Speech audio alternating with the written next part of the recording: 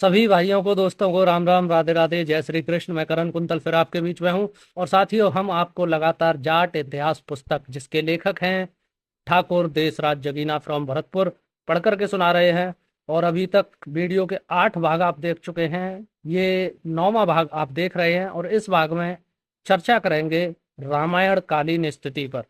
तो पुस्तक में आगे लेखक कह रहे हैं कि वैदिक काल के ऋषियों के अनुभव श्रृंखलाबद्ध हो चुके थे और लोग उन्हीं अनुभवों अर्थात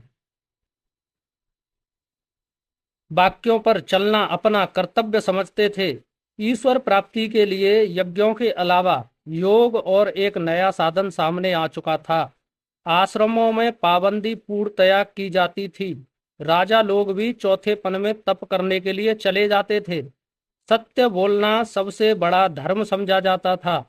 ऋषियों का स्थान ब्राह्मणों ने ले लिया था, जिनको दान देने की प्रणाली का वृक्ष यौवन पकड़ जाता था। चारों वर्णों का निर्माण हो चुका था। उनके अपने अलग अलग कर्तव्य भी नियत किए जा चुके थे, किंतु अभी प्रतिबद्ध नहीं हुआ था। वर्ण बदल सकता था, फिर भी ब्राह्मण ब्राह्मण वर्ण के हाथ में समाज की बागडोर बहुत कुछ आ चुकी थी।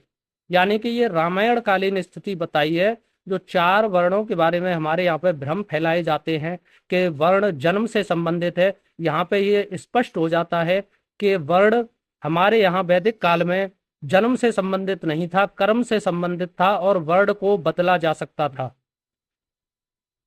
तो आगे दोस्तों, जैसा कि आपको बता दिया कि सभी वर्णों के अपने अपने कर्तव्य निर्धारित कर दिए गए थे, लेकिन ब्राह्मणों के हाथ में बागडोर आ चुकी थी। उनका प्रभाव रात दिन बढ़ता जाता था। वे राज शक्ति को अपने हाथ में नहीं लेते थे, किंतु राजा का बनाना बिगाड़ना उनके हाथ में था। समझ रहे हैं? यानी पूरा एडमिनिस्ट्रेशन ब्राह्मणों के हाथ में था। ब्राह्मण जो कहेंगे वही राजा करेगा। ब्राह्मणों के बढ़े हुए अधिकारों के विरोध में कुछ क्षत्रिय सिर भी उठा रहे थे। दक्षिण का कार्तवीर्यार्जुन ऐसे लोगों में उल्लेखनीय है। ये स्वतंत्र विचार के क्षत्रिय अपने ऊपर ब्राह्मण वर्ग का प्रभुत्व स्वीकार नहीं करना चाहते थे। दत्तात्रेय तो यहाँ तक विरुद्ध हुए कि उन्होंने ब्राह्मणों की अपेक्षा पशु पंछियों को गुरु बना डाला। सरस्वती आश्रम में ऐसे क्षत्रियों को दंड देने के लिए परशुराम के नेतृत्व में ब्राह्मणों का एक बड़ा संगठन हुआ। कार्तवीर्यार्जुन जैसे विचार के क्षत्रियों का ध्वंस करके ब्राह्मणों ने बगावत को दबा दिया और उन क्षत्रियों की संतान जो क्षत्रित्व से पतित करार दे दिया। कायस्थ, आभीर आदि उन्हीं प्राचीन क्षत्रियों की औलाद में से हैं, जिन्हें परशुराम के दल के ब्राह्मणों ने परास्त किया था। ब्राह्मण क्षत्रिय संघर्ष का ये एक बड़ा धमाका था, किंतु खेद है इस विषय में पूरी सामग्री नहीं मिलती।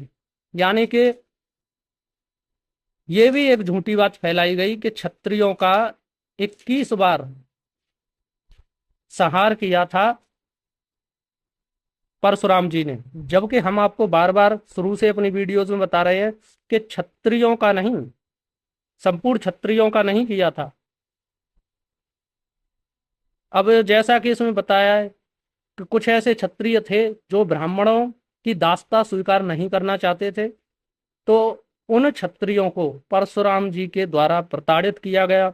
ब्राह्मणों ने उनको क्षत्रिय मानने से इनकार कर दिया।